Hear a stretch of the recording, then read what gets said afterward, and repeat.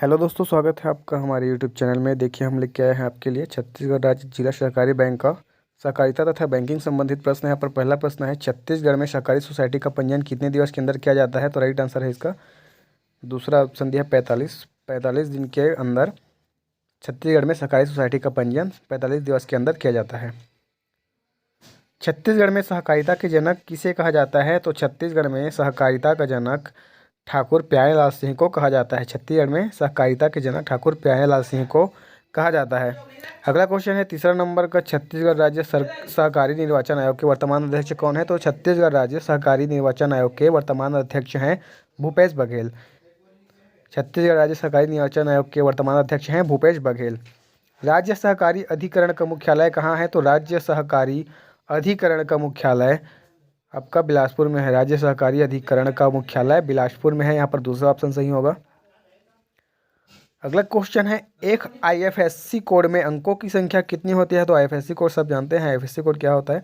तो IFSC code में जो है 11 अंकों की संख्या होती है।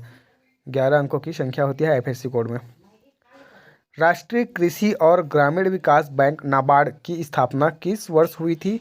तो राष्ट्रीय कृषि और ग्रामीण विकास बैंक नाबार्ड की स्थापना 1982 में हुई थी। 1982 में हुई थी। राज्य सहकारी निर्वाचन आयोग का गठन किस वर्ष हुआ था? राज्य सहकारी निर्वाचन आयोग का गठन वर्ष 2014 में हुआ था। राज्य सहकारी निर्वाचन आयोग का गठन वर्ष 2014 में हुआ था। छत्तीसगढ़ सहकारी सोसाइटी अधिनियम 1960 राजपत्र में प्रकाशित कब हुआ? तो छत्तीसगढ़ सहकारी सोसाइटी अधिनियम 1960 राजपत्र में 12 मई 1961 को प्रकाशित हुआ। 12 मई 1961 को प्रकाशित हुआ। बैंकिंग कंपनियों द्वारा अग्रिमों को नियंत्रित करने की रिजर्व बैंक की शक्ति बैंकिंग विनियमन अधिनियम 1949 की धारा खाली स्थान में प्रदान की गई है। तो 1949 की धारा 1949 की धारा जो है 21 में प्रदान की गई है। केवाईसी अनुपालन खाली स्थान की रोकथाम के तहत एक अनिवार्य अभ्यास है। तो केवाईसी अनुपालन जो है मनी लॉन्ड्रिंग एक्ट 2002, यहाँ पर दूसरा ऑप्शन सही होगा। मनी लॉन्ड्रिंग एक्ट 2002 की रोकथाम के तहत एक अनिवार्य अभ्यास है केवाईसी। निम्न में से कौन सा एक कार्यशील पूंजी का प्रकार नहीं है? तो कौन सा एक कार्यशील पूंजी का प्रकार नहीं है? तो उपरोक्त में से कोई नहीं। निम्न में से कौन सा एक सहकारी सोसाइटी के वर्गीकरण में शामिल नहीं है? निम्न में से कौन सा एक सहकारी सोसाइटी के वर्गीकरण में शामिल नहीं है? तो कोई उपरोक्त में से कोई नहीं। छत्तीसगढ़ सहकारी सोसाइटी अधिनियम 1960 के किस अध्याय में सहकारी संस्थाओं के लेखा परीक्षा का वर्णन मिलता है? तो अध्याय 6 में सहकारी संस्थाओं के लेखा परीक्षा का वर्णन मिलता है। छत्तीसगढ़ सहकारी सोसाइटी अधिनियम 1960 में अब तक कितने बार संशोधन हो चुका है? तो छत्तीसगढ़ सहकारी सोसाइटी अधिनियम 1960 में अब तक 10 बार संशोधन हो चुका है। 10 बार संशोधन हो चुका है।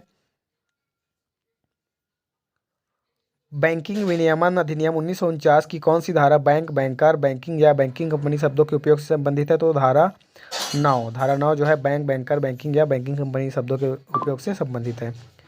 सहकारी सोसाइटी के पंजीयन से संबंधित अध्याय कौन सा है? सहकारी सोसाइटी के पंजीयन से संबंधित अध्याय है अध्याय 2। अध्याय 2 सहकारी सोसाइटी के पंजीयन से संबंधित अध्याय है। बैंकिंग रेगुलेशन एक्ट 1949 की इस वर्ष के संशोधन के बाद अन्य बैंकों के साथ ही सहकारी बैंकों पर भी लागू किया गया। तो बैंकिंग रेगुलेशन एक्ट जो है 1965 के संशोधन के बाद अन्य बैंकों के साथ ही सहकारी बैंकों पर भी लागू किया गया। तो 1965 इसका राइट आंसर होगा। 1965। किस वर्ष से बैंकों के लिए केवाईसी दिशा निर्देश पेश किए गए? किस वर्ष से बैंकों के लिए केवाईसी दिशा निर्देश पेश किए गए? तो वर्ष 2002। वर्ष 2002 से बैंकों के लिए केवाईसी दिशा निर्देश पेश किए गए।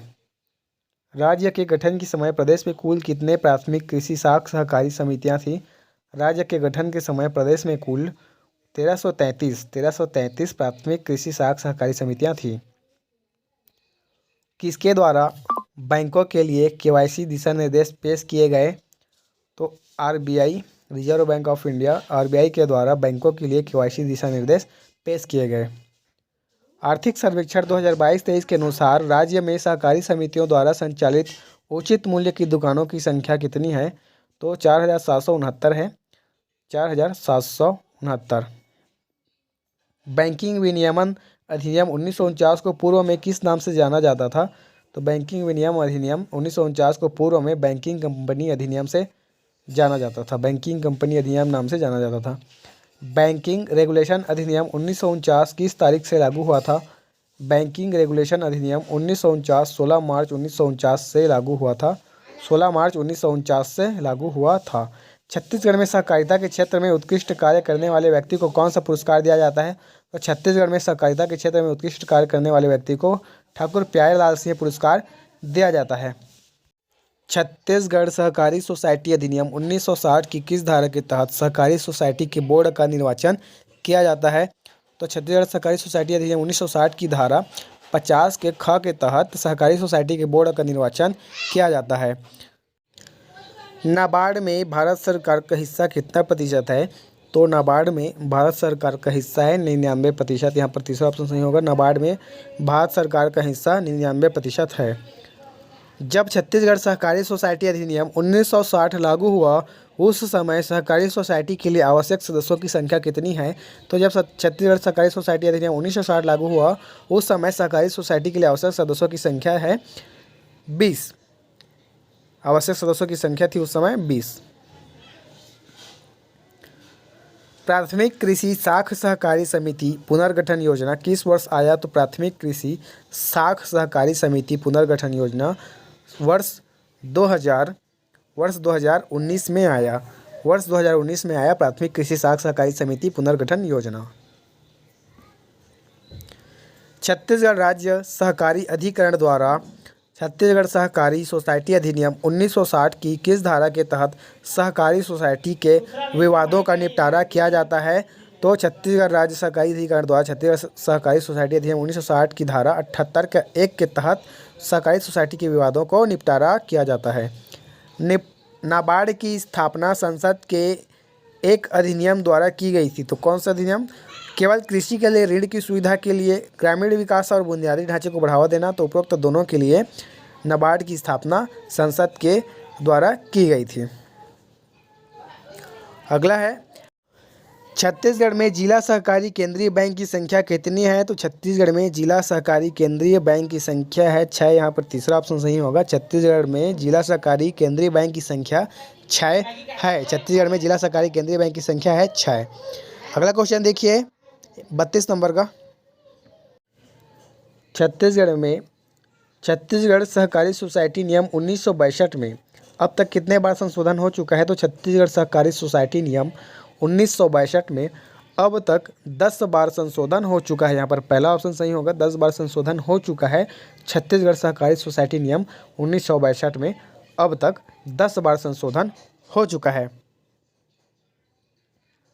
छत्तीसगढ़ में किस स्थान में, छत्तीसगढ़ के किस जिले में निम्नलिखित जो ऑप्शन दिया है उसमें से सहकारी केंद्रीय बैंक नहीं है?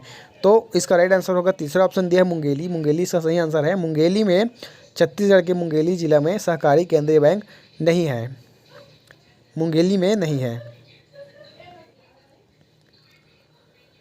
छत्तीसगढ़ सहकारी सोसाइटी अधिनियम 1960 के अनुसार सहकारी सोसाइटी के रजिस्ट्रेशन के लिए आवश्यक शर्तों का उल्लेख किस धारा में है? तो छत्तीसगढ़ सहकारी सोसाइटी अधिनियम 1960 के अनुसार सहकारी सोसाइटी के रजिस्ट्रेशन के लिए आवश्यक शर्तों का उल्लेख जो है धारा 6 में है, धारा 6 में है। नाबार्ड का मुख्यालय कहाँ है? तो नाबार्ड का मुख्यालय है मुंबई में। यहाँ पर चौथा ऑप्शन सही होगा, नाबार्ड का मुख्यालय है मुंबई में। नाबार्ड का मुख्यालय है मुंबई में, मुंबई। अगला क्वेश्चन देखिए 36 नंबर का। राज्य सहकारी अधिकरण का गठन कब किया गया था? राज्य सहकारी अधिकरण का गठन 27 मई 2014, 27 मई 2014 को राज्य सहकारी अधिकरण का गठन किया गया था। बैंकिंग रेगुलेशन अधिनियम 1949 में भागों की संख्या कितनी है? तो बैंकिंग रेगुलेशन अधिनियम 1949 में भागों की संख्या है 5। बैंकिंग रेगुलेशन अधिनियम 1949 में 5 भाग हैं। वर्तमान में सहकारी सोसाइटी के लिए आवश्यक सदस्यों की संख्या कितनी है? तो वर्तमान में सहकारी सोसाइटी के लिए आवश्यक सदस्यों की संख्या है 10। वर्तमान में सहकारी सोसाइटी के लिए आवश्यक सदस्यों की संख्या है 10। बैंकिंग विनियमन अधिनियम 1949 किस वर्ष से जम्मू कश्मीर में लागू हुआ? तो 1956 से लागू हुआ।